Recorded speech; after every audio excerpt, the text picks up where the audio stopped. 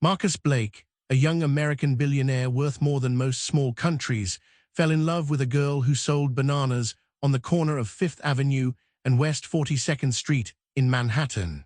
While his wealthy family mocked her worn sneakers and thrift store jacket, he saw something they couldn't see, a spirit that burned brighter than any diamond. But what this young billionaire did not know was that the poor girl he wanted to marry was hiding a secret so devastating, so impossible, it would shatter the foundations of everything he believed. And when that secret finally came to light, it didn't just change their love story, it changed the fate of an entire empire. Hello friends, welcome to our story. Before we start, please like this video and subscribe to our channel. We bring you the most powerful American tales that will move your soul. The streets of Manhattan pulsed with endless energy. Yellow cabs honked their horns in frustration. Street vendors called out their deals. Tourists snapped photos of towering skyscrapers that seemed to touch the clouds themselves. And right there, on the busy corner where Wall Street suits rushed past struggling artists, sat a girl selling bananas from a wooden cart. Her name was Isabella Cruz. She was 19 years old, with eyes the color of warm honey and a smile that could light up the darkest New York winter day. Every single morning, she wheeled her cart to the same spot, calling out to the rushing crowds, "Fresh bananas, organic and sweet, 3 for $5." Her jacket was too thin for the November cold. Her sneakers had seen better days, with holes that let the rain seep through. Her dark hair was pulled back in a simple ponytail with no expensive salon treatments or designer accessories. To anyone who passed her by, she was just another immigrant trying to make it in the city that never sleeps. But Isabella had something that money couldn't buy. When she smiled at her customers, it was genuine. When she made change, she always gave a little extra fruit. When homeless people passed by, she slipped them bananas for free when she thought no one was watching. Marcus Blake was 26 years old and controlled a fortune that would make most CEOs weep with envy. The Blake family owned half of Manhattan, luxury hotels, commercial real estate, tech startups, investment firms. The Blake name opened every door in New York City. It commanded instant respect, made politicians answer their calls, and turned ordinary people into nervous, stammering fools. Marcus had grown up with everything handed to him on a silver platter. The finest private schools, Dalton, then Harvard, tailored suits that cost more than most people's monthly rent, a penthouse apartment with views that made visitors gasp, cars imported from Europe, women who competed for his attention not because they knew him, but because they knew his bank account. He was exhausted by all of it. Every compliment felt rehearsed. Every friendship felt transactional. Every date felt like a job interview where he was the prize to be won. Everyone wanted something from Marcus Blake. No one just wanted Marcus. Then one freezing Tuesday morning, stuck in traffic on 5th Avenue, Marcus saw her. Isabella was bundled in her thin jacket, her breath making small clouds in the cold air, carefully arranging her bananas into perfect pyramids. A businessman in an expensive coat had just bought some fruit, and she was laughing, really laughing, at something he'd said. The morning sun caught her face, and Marcus felt something crack open in his chest. It wasn't her beauty, though she was beautiful in that natural, unstudied way. It wasn't her youth or her figure or any of the shallow things that usually caught men's attention. It was her authenticity. She wasn't performing for anyone. She wasn't pretending to be anything other than exactly who she was. Marcus rolled down his window, not caring that cold air rushed into his heated Mercedes. "Hey, banana girls." Isabella looked up, saw the luxury car, and her expression shifted. She'd dealt with rich men before. They usually wanted things that weren't for sale. "Yes, sir," she called back, polite but cautious. "You want to buy some bananas?" "How much for all of them?" Isabella's eyes widened. All of them, every single one. She counted quickly in her head. "I've got about 60 bananas left. That would be $100, sir." "Thank you," she said softly. That's really kind." "I'll have my driver pick them up," Marcus said. "But first, what's your name?" Isabella Cruz." "I'm Marcus." I know who you are, Mr. Blake, she said quietly. Everyone in this city knows who you are. The way she said it made Marcus's heart skip. Not impressed, not starstruck, just aware, like she saw him as a person, not a walking fortune. Can I see you again? The words tumbled out before he could stop them. He'd never asked a woman out like this, so directly, so vulnerably. Isabella's smile faded. Mr. Blake, I don't think that's a good idea. Why not? Because, she said carefully, choosing each word like it mattered, we are from different worlds. And when worlds like ours crash together, people like me get destroyed in the collision. I would never hurt you, Marcus said earnestly. Isabella looked at him with those honey-colored eyes that seemed to hold centuries of sadness. You say that now, but you don't know me, and I don't know you, and there are things, complicated things that make this impossible. What things? But Isabella just shook her head. Your driver can get the bananas. Thank you for your business, Mr. Blake. May God bless you with wisdom. She turned away, ending the conversation as politely as a queen dismissing a subject. Marcus sat there in his car, traffic finally moving, but he couldn't make himself drive away. He watched her help an elderly woman select the ripest bananas. He watched her laugh with a street musician. He watched her slip fruit to a homeless veteran with such discretion that no one else noticed. And he realized, with absolute certainty, that he'd just met the most fascinating woman in New York City. Over the next month, Marcus found himself creating ridiculous excuses to drive past 5th and 42nd, board meeting in that area, checking on a property, meeting a client for lunch, but really, he was looking for her. And every time he saw Isabella there with her cart, calling out to customers in that musical voice, smiling that sunshine smile, his fascination deepened into something that felt terrifyingly like love. His mother, Victoria Blake, noticed immediately. You've been distracted, she said one evening over dinner in their family estate in the Hamptons, smiling at nothing, taking strange routes through the city. What's going on, Marcus? Nothing, Mother. Don't lie to me, I raised you, I know when you're hiding something. Her eyes narrowed. Is it a woman? Marcus hesitated. His mother had very specific opinions about suitable matches, old money families, Ivy League education, social connections that mattered. Maybe, he admitted. Victoria's face lit up. Finally, is it the Vanderbilt girl? She's been asking about you, or perhaps the senator's daughter. She studied at Yale, very accomplished. It's neither of them, Mother. Then who?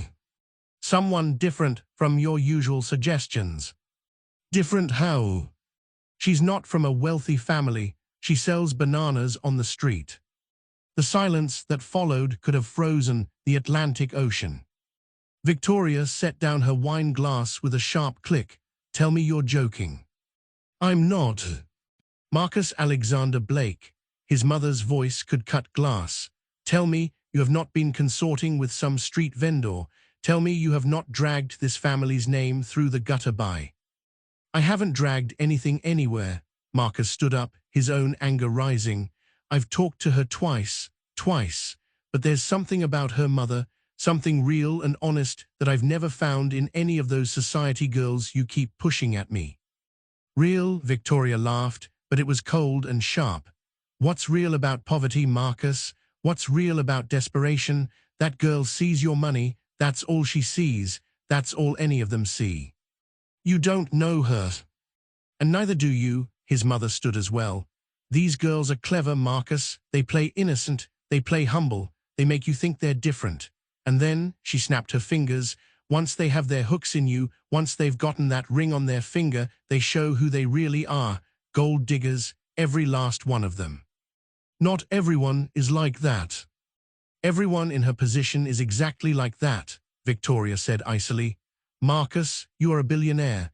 Do you understand what that means?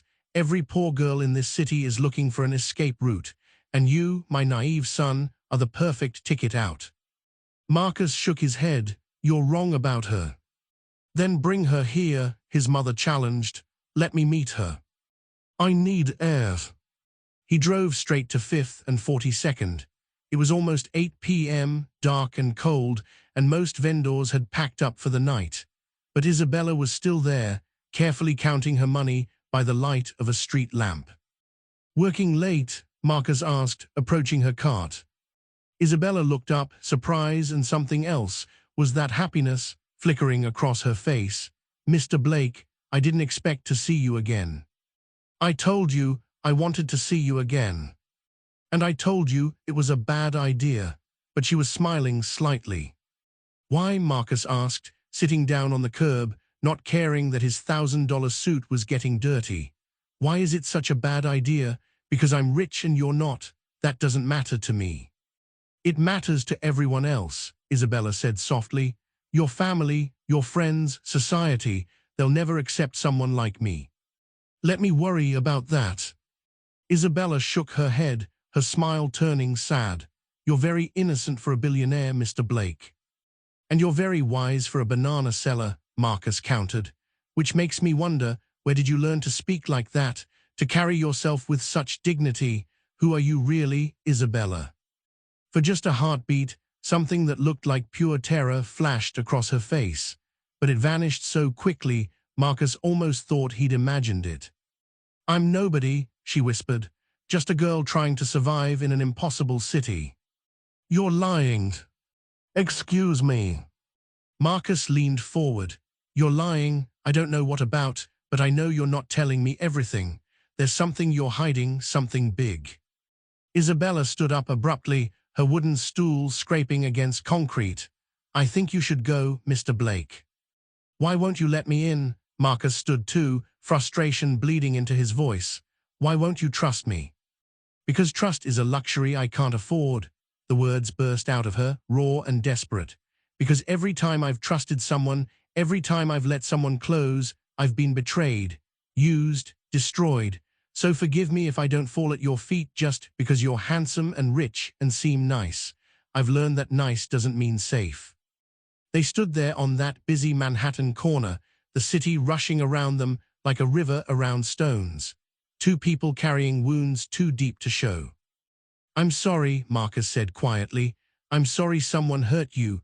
But Isabella, I promise you, I am not that person. Give me a chance. Just one chance to prove that not everyone will betray you." Isabella looked at him, and Marcus could see a war happening behind those honey eyes. Hope fighting fear, want battling wisdom. Finally she sighed. "One chance," she whispered. "Thank you. But Mr. Blake." "Marcus, please, call me Marcus." "Marcus," she corrected, and hearing his name in her voice felt like music. "If I give you this chance, if I let you into my life, you have to promise me something." "Anything." "When you learn the truth about me, and you will learn it eventually, you have to promise you won't hate me for not telling you sooner." A chill ran down Marcus's spine despite his warm coat. What kind of secret required a warning like that? But looking into her eyes, seeing the fear and desperate hope mingled there, he nodded. "I promise." Isabella smiled then, small, fragile but real. "Okay, one chance." And so began the most unlikely romance New York had seen in decades.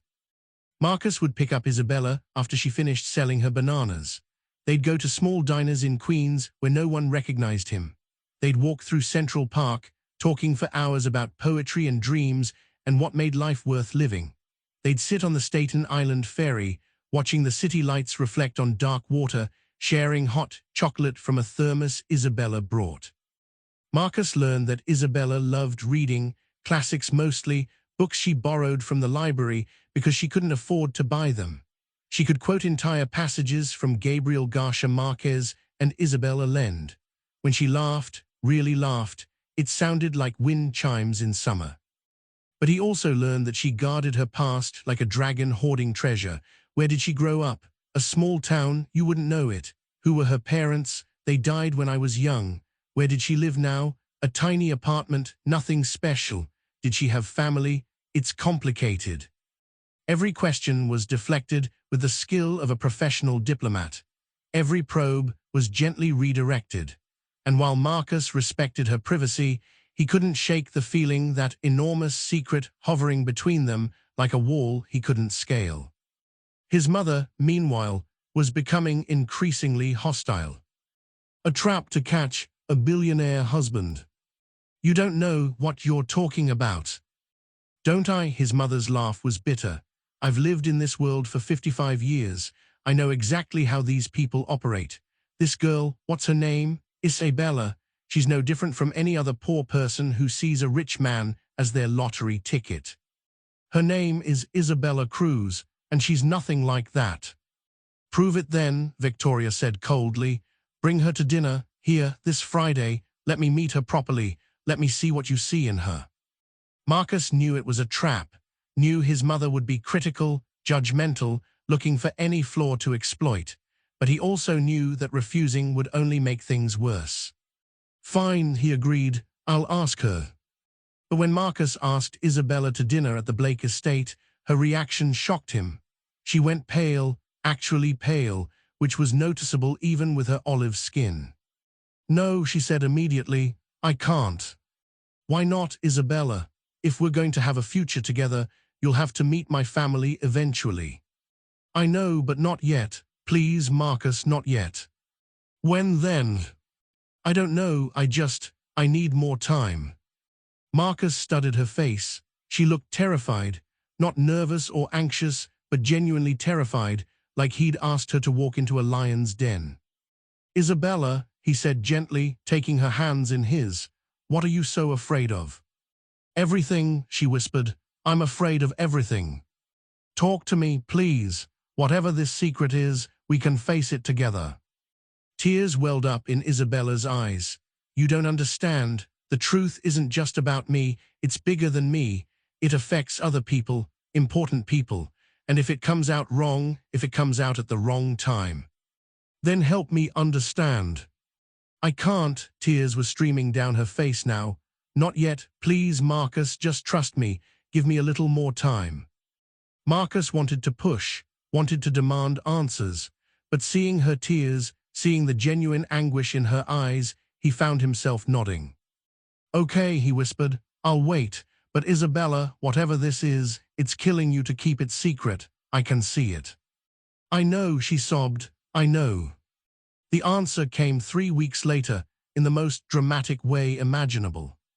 The Blake family was hosting their annual Christmas charity gala at the estate. It was the social event of the season. Politicians, business leaders, celebrities, even foreign dignitaries attended. Marcus's mother had insisted he come, and he couldn't really refuse. It was for children's hospitals after all. He stood by the bar, nursing a scotch, and trying to look interested in a conversation about cryptocurrency, when suddenly the room went completely silent.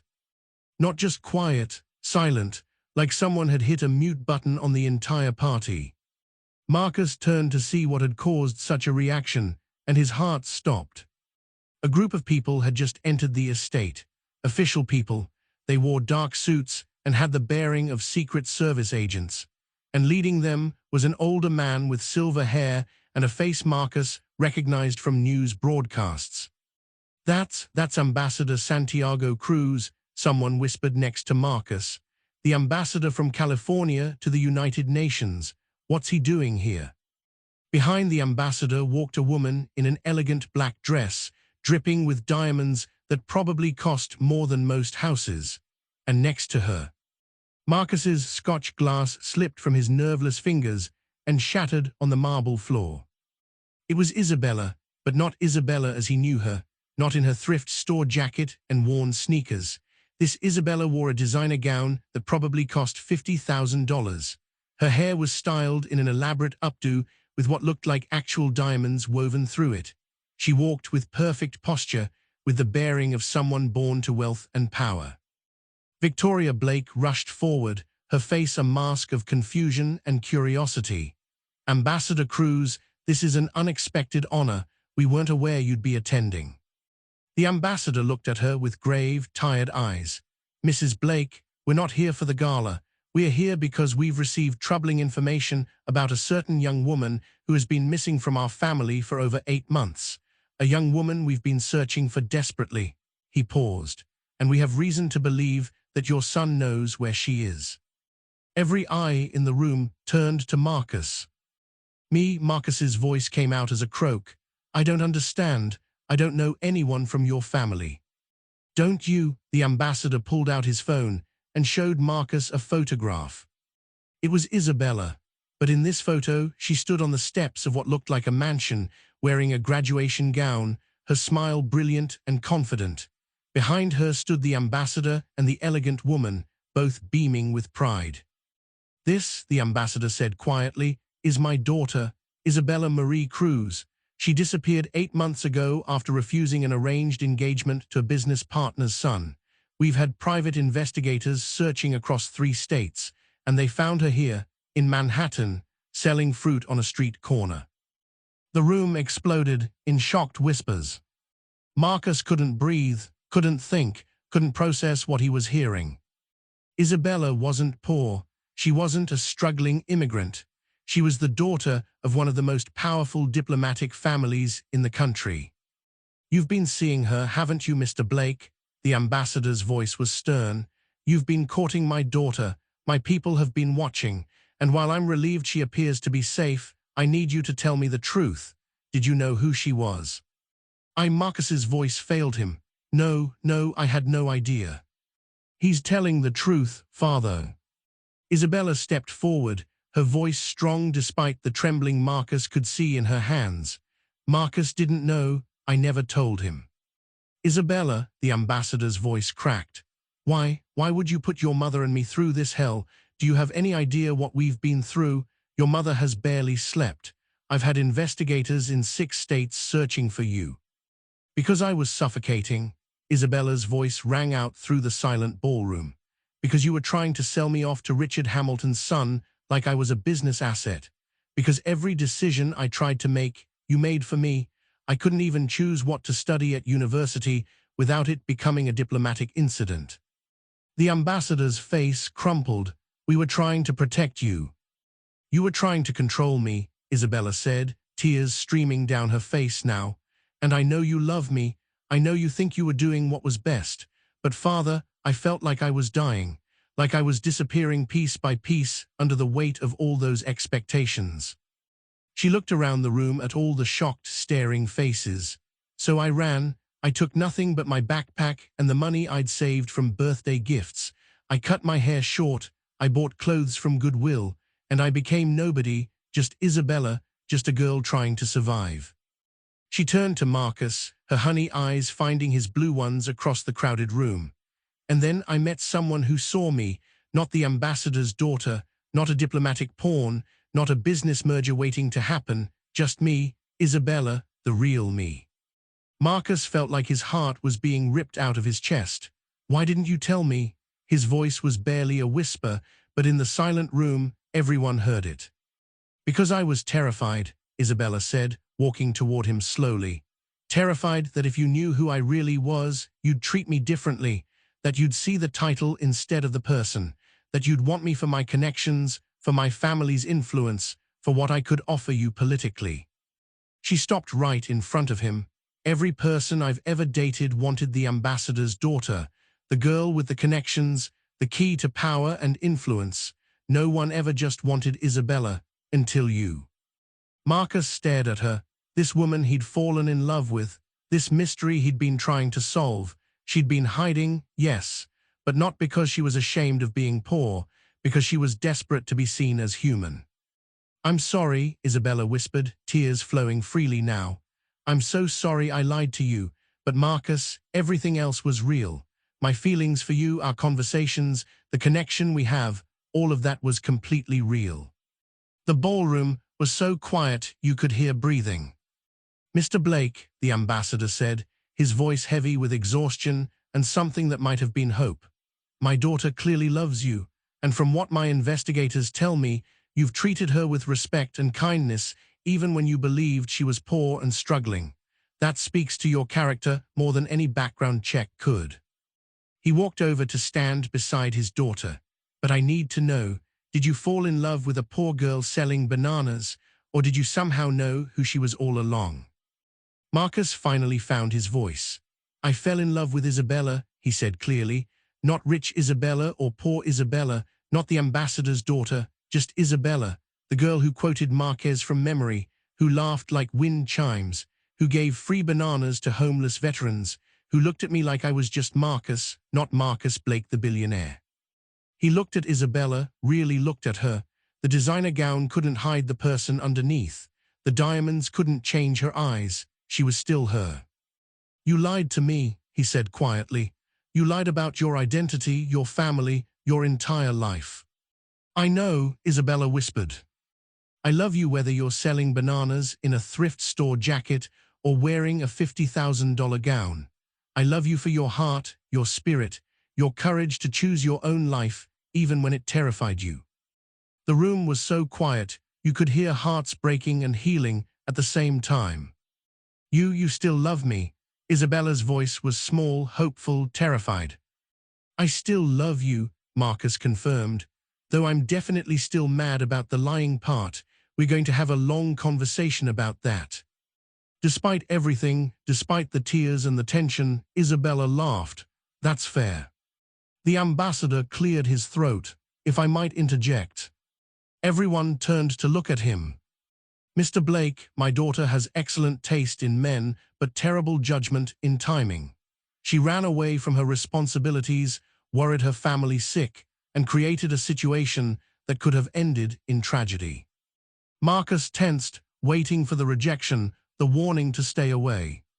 However, the ambassador continued, she did it for love, for the freedom to choose her own path, and looking at how you're looking at her right now, he smiled slightly, I think she chose well. Isabella gasped, Father. You have my blessing, the ambassador said. Conditional blessing, of course. You'll need to come home, face your mother's wrath, and trust me, young man, my wife is far scarier than I am. You'll need to discuss your future properly. You'll need to understand what being with my daughter really means, the obligations, the scrutiny, the complications. He looked at Marcus seriously. Can you handle that, Mr. Blake? Can you handle a relationship that will be dissected by the press, where every move you make will have political implications, where Isabella won't just be your girlfriend, but a public figure with responsibilities? Marcus didn't hesitate. Ambassador Cruz, I've spent my entire life in the public eye. I've dealt with press scrutiny, with business complications, with the weight of family expectations. And I'd do it all again, 1,000 times harder, if it meant being with your daughter. The ambassador studied him for a long moment, then nodded. Good answer. He turned to his daughter. Isabella, you and I have a lot to discuss. You can't just run away from problems, sweetheart, but I understand why you did. Your mother and I, we've been too controlling, too focused on what we thought was best instead of what you needed. Isabella threw herself into her father's arms, sobbing. I'm sorry, Daddy. I'm so sorry I scared you. I know, sweetheart, I know. While they were hugging, Marcus felt a hand on his arm. He turned to find his mother standing there, her face a complicated mix of emotions. You fell in love with the ambassador's daughter, Victoria said slowly.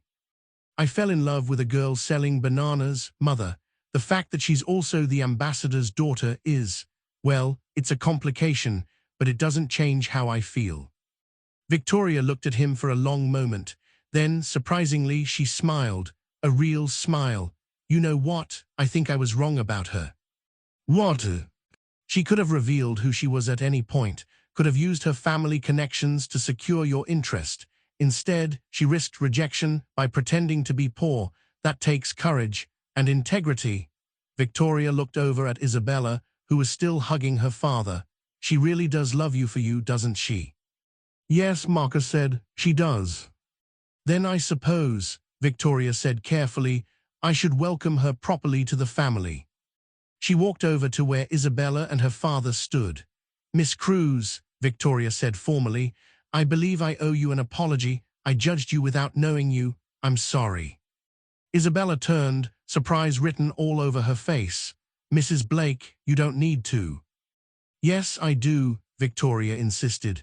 And I'd like to start over if possible. Perhaps you and your parents could join us for dinner, a proper dinner where we can get to know each other. The ambassador laughed. Mrs. Blake, I think that's an excellent idea." The weeks that followed were a whirlwind.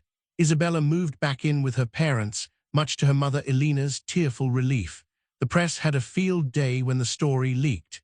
Ambassador's daughter found living as street vendor, billionaire falls for banana seller princess, but Marcus and Isabella faced it together.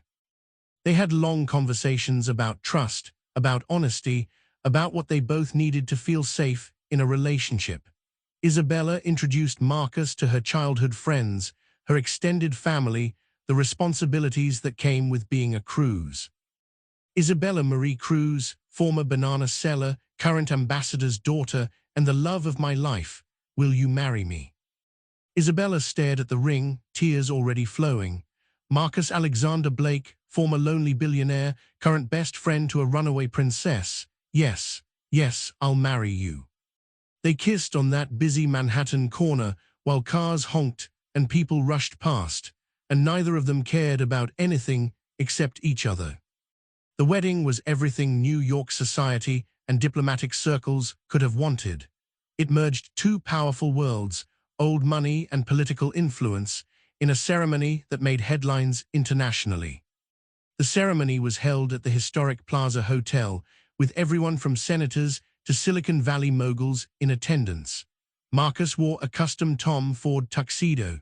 Isabella wore a Vera Wang gown that made her look like a fairy tale princess. But the moment everyone would remember happened during the reception. After all the formal toasts, all the diplomatic niceties, Isabella asked for everyone's attention. "Before we go any further," she announced, "I need to do something." She disappeared for a moment, then returned carrying a small wooden cart, her actual cart from when she'd sold bananas. She'd had someone retrieve it from storage. "This," she said to the confused but captivated crowd, "is where our love story really began. Not at some charity gala, not at a diplomatic function. Right here, with this cart, with me selling bananas for $5, with my husband seeing me when I had nothing to offer except myself." She turned to Marcus, her eyes shining with tears. "You loved me when I was nobody, when I had nothing, when I was just Isabella trying to survive in an impossible city. That's a gift I will treasure for the rest of my life." Marcus walked over to her, and she pulled out a single banana from the cart. "I believe you owe me $100, she said with a mischievous smile. Marcus laughed and pulled out his wallet, extracting a $100 bill. "Best investment I ever made." The crowd erupted in applause and tears. Later, Marcus's business partner Jonathan approached him at the bar. "Man, you found yourself a real one."